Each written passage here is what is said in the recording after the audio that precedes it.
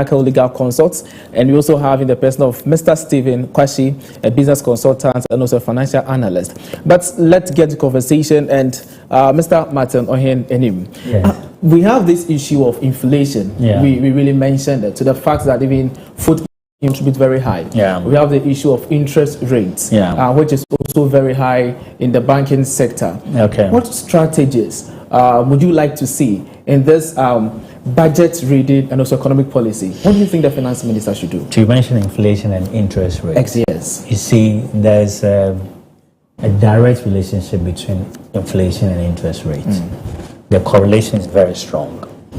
When inflation goes up, interest rates will go up because the investor must be paid for the increase in prices of items. I get the point. You see, inflation or interest rate is made up of the real interest rate plus inflation. That gives you the nominal interest rate.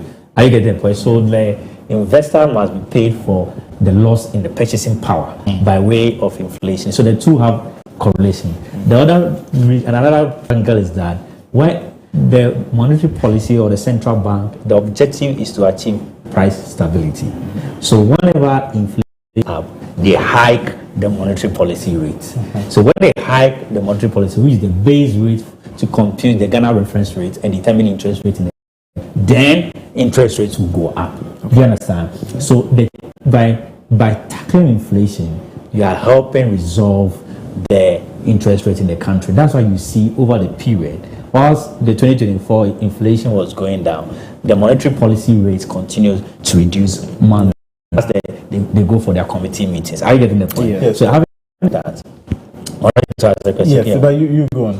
Okay, having established that, the inflation, how to tackle it? Inflation can be cost-driven or demand-driven. Do you understand? Now, the fiscal authority tackles the cost side, whilst the monetary authorities, which is the central bank, tackle the demand-driven.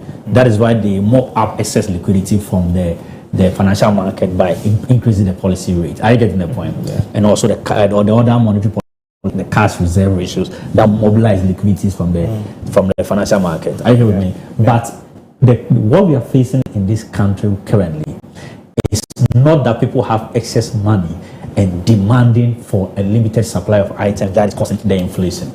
What is triggering inflation is a cost inflation. That means the cost of production is high. Okay. Prices of items are high. So if any policy intervention reduces the cost of production and to reduces the cost of items, inflation will go down. So what are we looking at? An aggressive policy towards agriculture. Okay. So that we produce more. So that when you go, tomatoes that used to be 10 cities will become 8 cities. Are you getting the point? Yeah, very much. ECG that used to be an input or a cost of production.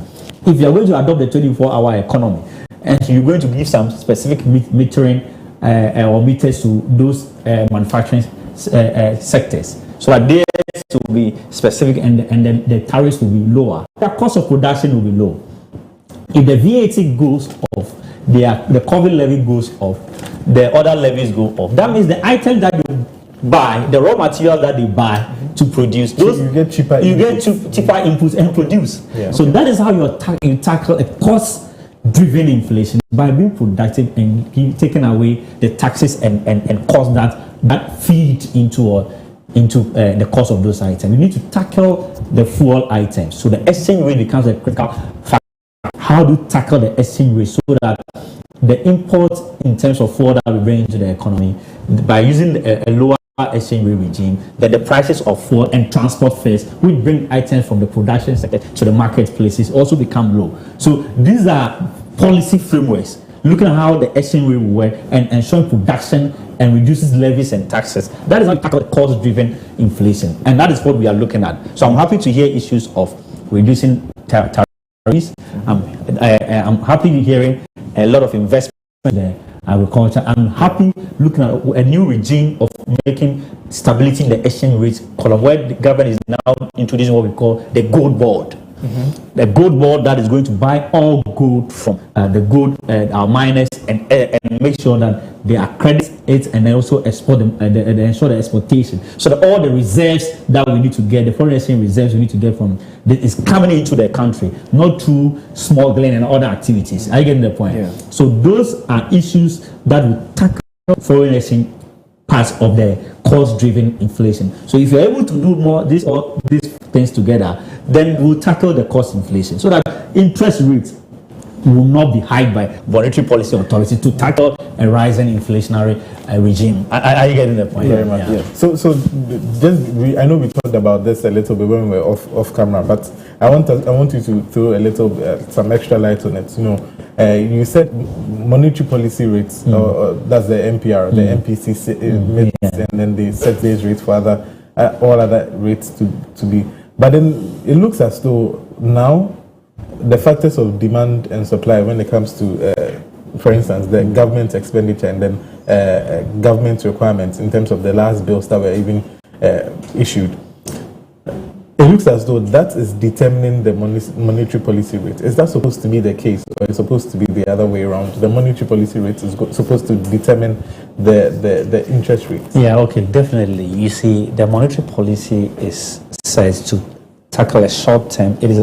It is not to tackle the current inflation. Or actually, people miss it.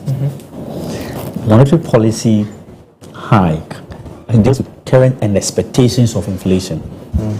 So what you would have seen is that they will see the risk to the upside side of whether inflation will go up, and then they determine the policy rate. Then that fits into the interest rate into the economy. I agree with you. Yeah. Now, those economic results that has happened in the past would then the new policy. The new policy monetary policy committee meeting yes. will then set. They will now set the new monetary policy, because what was set then was due to the economic fundamentals at the point.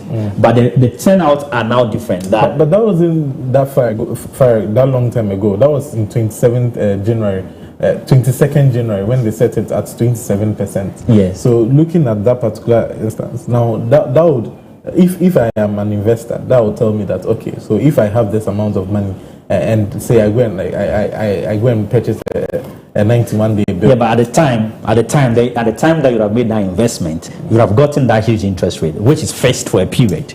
Now, this new rates that you are seeing is because of a new bill that has been issued by security that has been issued by the government, and that is different from a bill bought at the time when the monetary policy was hiked at 29%. But then again, won't the prevailing monetary policy rates also affect that particular bill? Great. So that the factors of demand and supply at a point then determine that interest rate as well.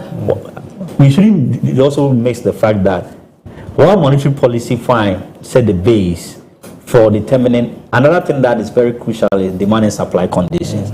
So at the point that government was trying to raise some funds to support its budgetary activities, the surplus funds was too much for him, and government took advantage.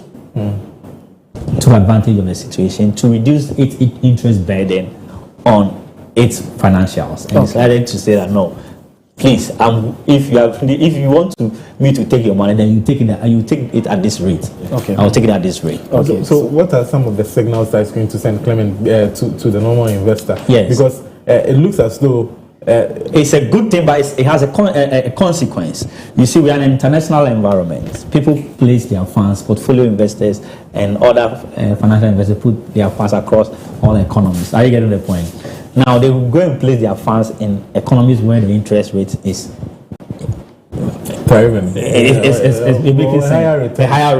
return. So, a regime where interest rates are going down, it has potential of leading to capital outflights, like capital flow into other countries where the interest rates are high, and that may impact the cedi in the short term. But it's good. So what you have to do is to juxtapose the benefit accrues to government and the consequence thereof if there's capital outflow. Every economic decision policy has benefits and then the disadvantage. Is that how you then look at is the mix of the two that makes it good or bad. I get the point. Very much. Yeah. Very much. Okay, so thank you very much. But to I'll leave right now. Okay. I'll leave soon, but on a more serious note, we have to know that the budget as will be presented by the finance minister. Yes. I see will deal with three key things. Three key things. Three key things. One is debt sustainability.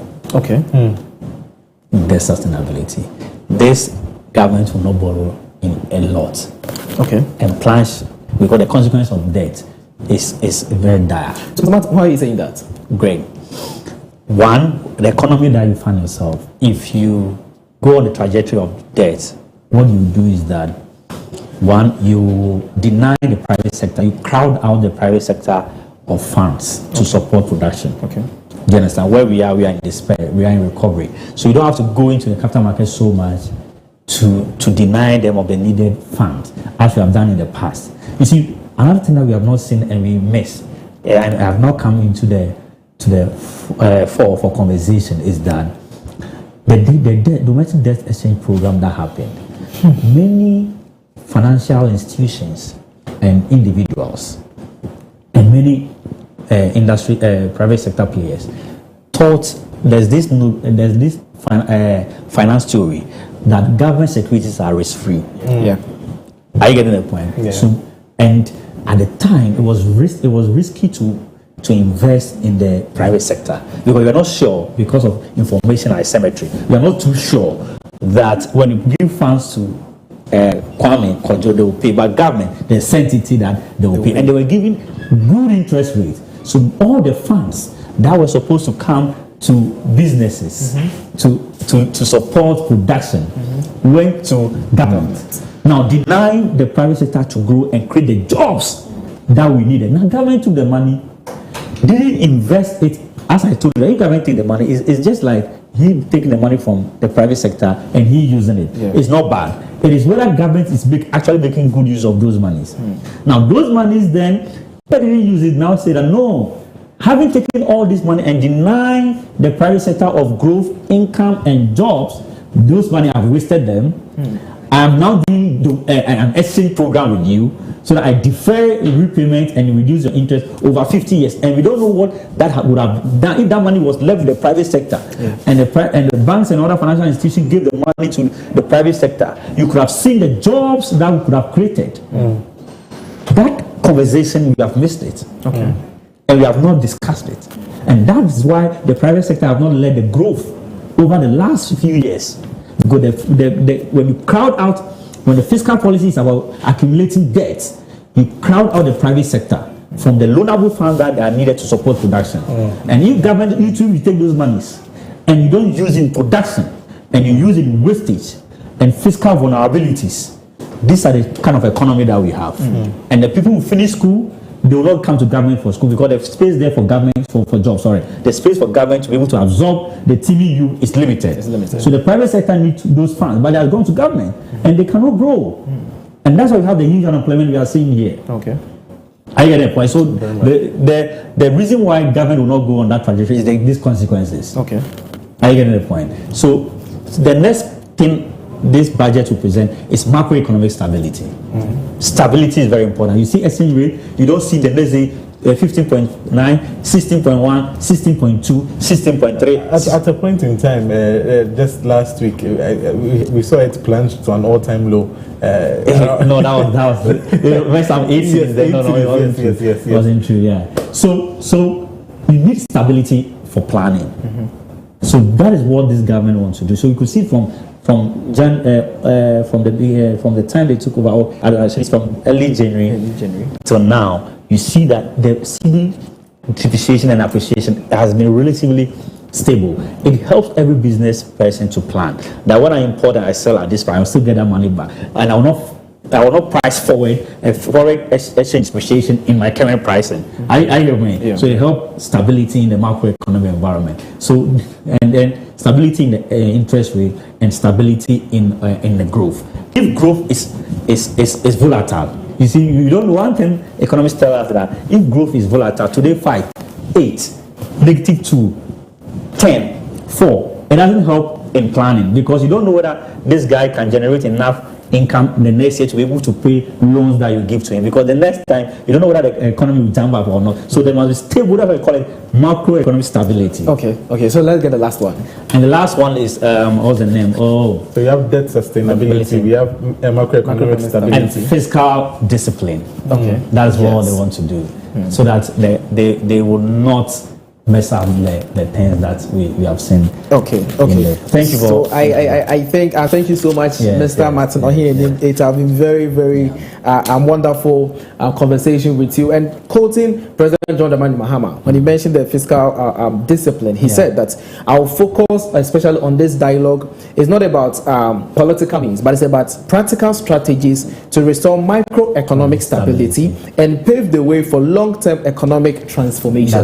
So that is what President John Mahama said during the national during the national economic dialogue forum. Right. So Mr. Martin will be leaving us shortly because he has another meeting to attend to, and it has been very amazing with him. But Mr. Stephen Kwashi is still with us in the studio, and Nanayo Asare is also still with us in the studio. So we'll be right back just after this commercial break. Don't go anywhere. Right.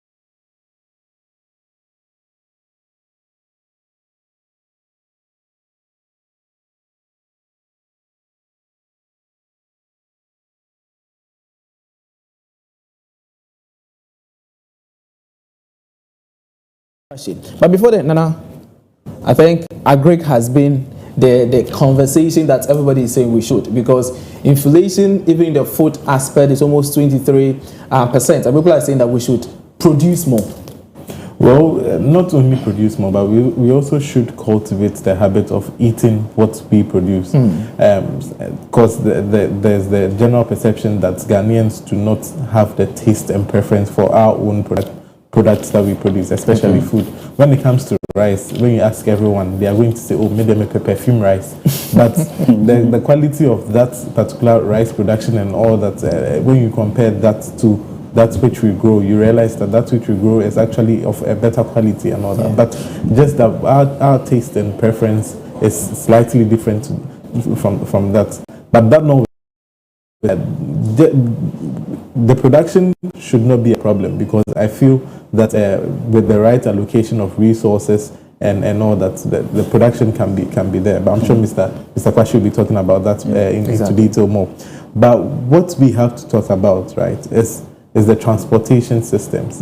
How then, because once there are good transportation systems, once you produce and you know that there's a way that you can get it to the nearest or the nearest biggest market within the next 10 hours, 11 hours, 12 hours, we have like railways, food cargo ways that are specifically set for food transportation from these rural areas where are predominantly made from farming or made up of farming communities.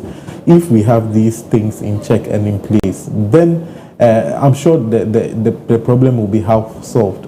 Because people do not have the motivation to actually go and grow, because they know that when we grow, we do not have storehouses to keep. We do not have the good transportation networks or maybe transportation systems to transport our goods from where we are supposed to get it to our big markets. So that then becomes the problem. Why then should I produce more? Why then should I invest in fertilizer? Why then should I employ more people to come and help me to produce, when I know when I'm done they will be left to rot? That and many more is what we are going to be discussing when it comes to our main segment, when it comes to the agribusiness, and Mr. Stephen Kwashi will be helping us to delve deeper into it. So Clement, you diverted a question to me, and then I'm also diverted it to Mr. Kwashi. So when it comes to agribusiness, so before Mr. Kwashi comes, let's get the finance minister's. So our producer, let's get out of the finance minister what he said about the agri sector today in the budget. Yes. So if it's ready. Okay, so I think they are getting it. So yes. So as though I was in the spirit. The question. Now, I know we were having some discussions off camera concerning agribusiness, concerning agriculture. How then, first of all, there's the perception, or there's I want to start on this trajectory, that there's the perception that agriculture or agribusiness isn't attractive for the youth. How do we resolve this? Thank you very much. So let's get a video. The video is the video is ready. Okay. The video is definitely. Okay. Yeah. So producer, let's get a video. Okay. Can be traced well before COVID-19 and the deterioration of global economic conditions. In fact, when these shocks struck, the Ghanaian economy was already in a very precarious state.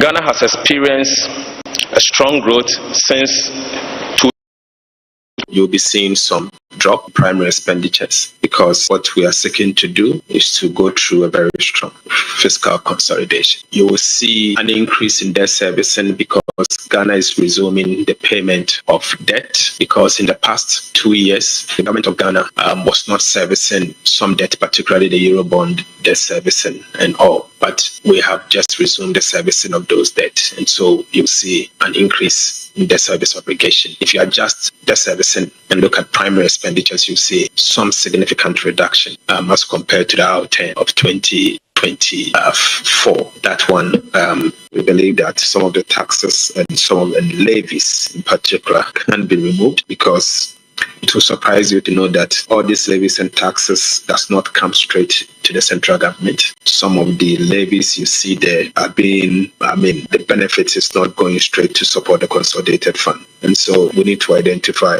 who are those benefiting from these levies and for what purpose. And then if there's the need for us to remove them. So there's a team that are working at the moment as we speak, and I'm sure in due course, again in the budget, you'll be seeing some drop in primary expenditures, because what we are seeking to do is to go through a very strong fiscal consolidation. You will see an increase in debt servicing because Ghana is resuming the payment of debt, because in the past 2 years, the government of Ghana was not servicing some debt, particularly the Eurobond debt servicing and all, but we have just resumed the servicing of those debts, and so you'll see an increase in debt service obligation. If you adjust debt servicing and look at primary expenditures, you see some significant reduction as compared to the outturn of 2024. That one, you should expect to see that, and you'll be seeing some drop in primary expenditures, because what we are seeking to do is to go through a very strong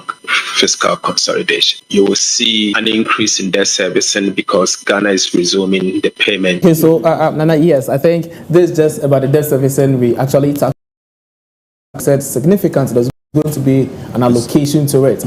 And the flyer we displayed earlier concerning the budget insight, I think we saw that there's going to be a significant allocation to the agri sector. So I think you can take it from there. Yes. So, Mr. Kwashi, just as I was we want to find out how do we make agriculture attractive to the youth, because definitely the unemployed, we look at the majority of them. As you earlier mentioned that when you see 10 people employed, that means 2 of them are employed in the formal sector, 8 of them in the informal sector. Now, agriculture, how then do we rope in the youth, particularly the 2.06 million Ghanaians that are unemployed, who are readily available to work, but then do not have work to do? How then do we make agriculture attractive for them? Thank you very much, and we can rightly agree that agriculture is the backbone of our country, even though the statistics, if you look at agri contribution to our GDP, you've seen that it has been erratic. It goes up, down, goes up, the growth rate. And if you look at industry too, it has been in decline in the last 3 years. Now, as for the youth, if you ask, what are the youth looking for? They're mostly looking for money. They are looking for money. That is their main motivation. And it's not bad. It's not a bad motivation to like money. Sometimes we make it look as if you like money, you are not good. If you like too much money, is bad. No. The youth now, they like money with less work. Okay. Do you get it? And what do you see in the agri sector? Agri sector, as we have it in Ghana, is very laborious. As we have it in Ghana, it's very good that you yes, as we have it in Ghana, you need to sweat, you need to do a lot of stuff before you can get little. So it's not attractive to them. So how do you make it? Now we spoke about agri mechanization.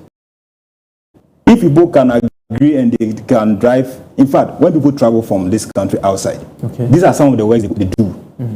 If you get the Ghanaians who are in Italy, in the tomatoes factory, some of them are doing this kind of work. Do you get it? So we need to come back to agri mechanization, where it is easier. We don't have to suffer before we make money. You know, that ideology that you need to really suffer. No, it's not suffering physically. It is the mind. The mind needs to work. The thinking needs to work. And if the thinking is working and you have the machines doing the work for you, maybe you have some 10 acres somewhere and you don't have to use cutlass and hoe to be plowing it, but you just get you just pay money to get your tractors on board. In fact, you'll be happy. Definitely. You'll be happy.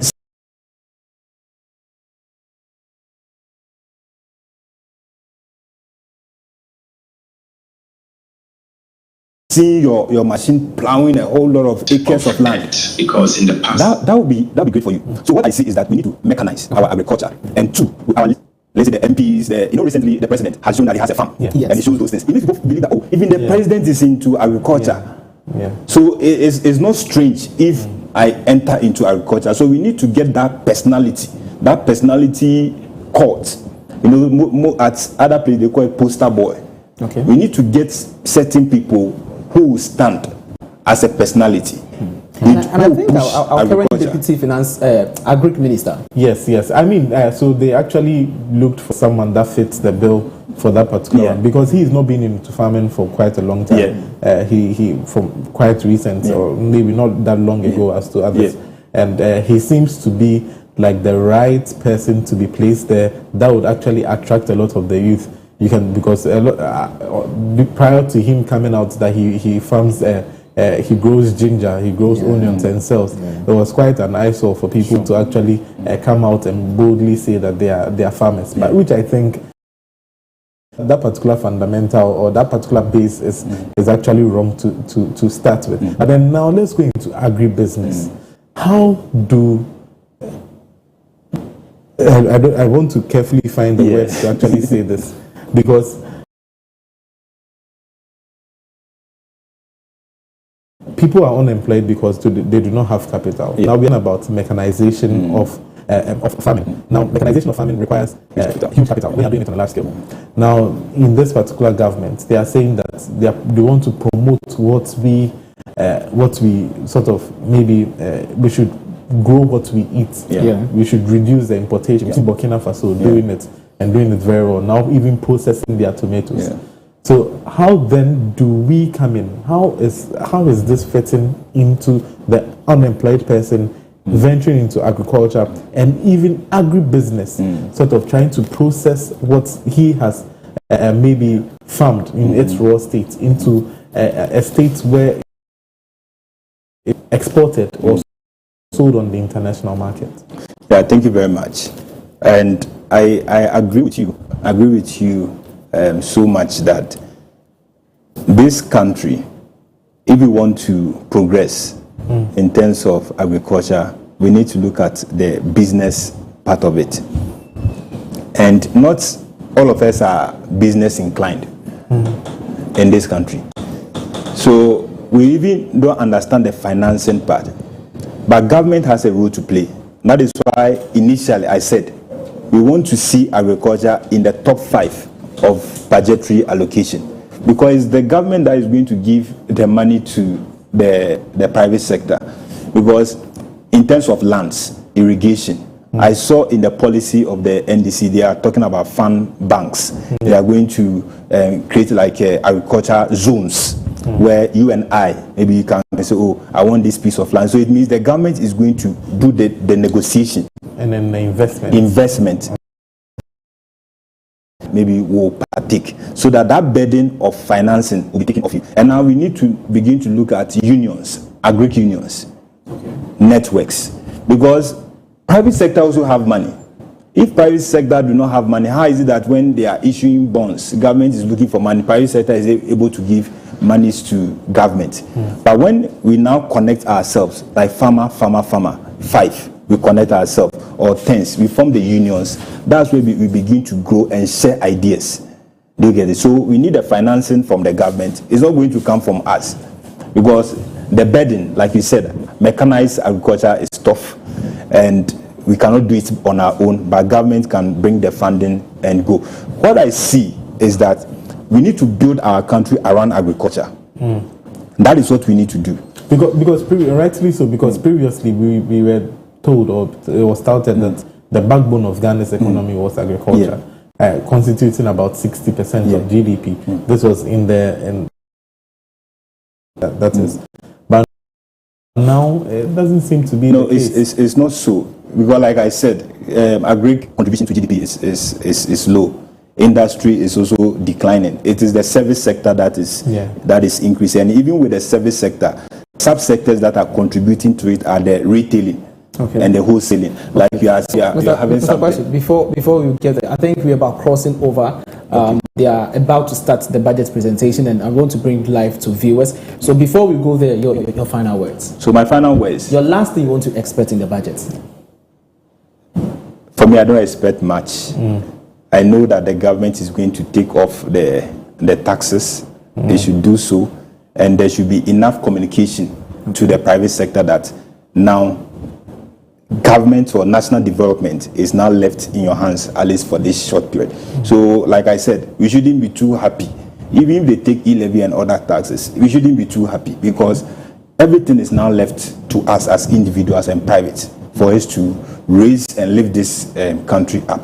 So, like I said, I don't expect so much. And now I know that the burden is on the private sector, the burden is on the individual, and therefore we should actually prioritize personal development to shape our country. Okay, so lastly, before Nana, Mr. Kwasi, I want to touch a little bit on this. Kokon Ketenkete project. Do you think it's a helpful project in the agri sector? Yes, would it change something? Yeah, it will change. You know, people like it's the importation. Like, okay, thank you very much.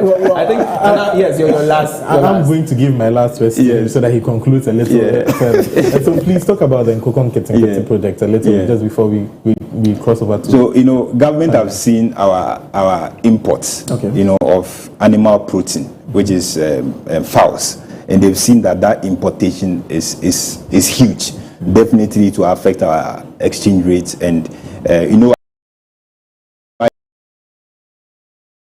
definitely it will also affect that. So what government is saying is that we have the capacity and we can grow this meat by ourselves. So now let's open it up. So now you know that poultry is now becoming popular. People are now discussing. I go to Facebook, I see people talking about poultry, layers, broilers, and all that. So it's just it's something that is already there, but government is just saying that we won't reduce the importation of poultry or animal meat, so that ourselves will begin to produce it ourselves and, you know, spend it. So it's a possible intervention. Thank you very much, Mr.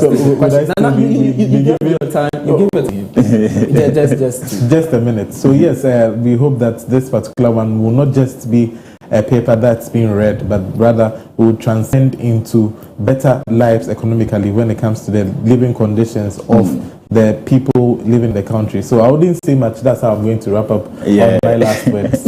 Okay, so thank you very much for staying with us. And this has been 2025 budget expectation. We are just Parliament House to bring you live feed of the budget presentation. On Thursday, nobody will just stay with us. We'll bring you post-budget discussion. We will now be discussing details. Did they really scrap the e-levy?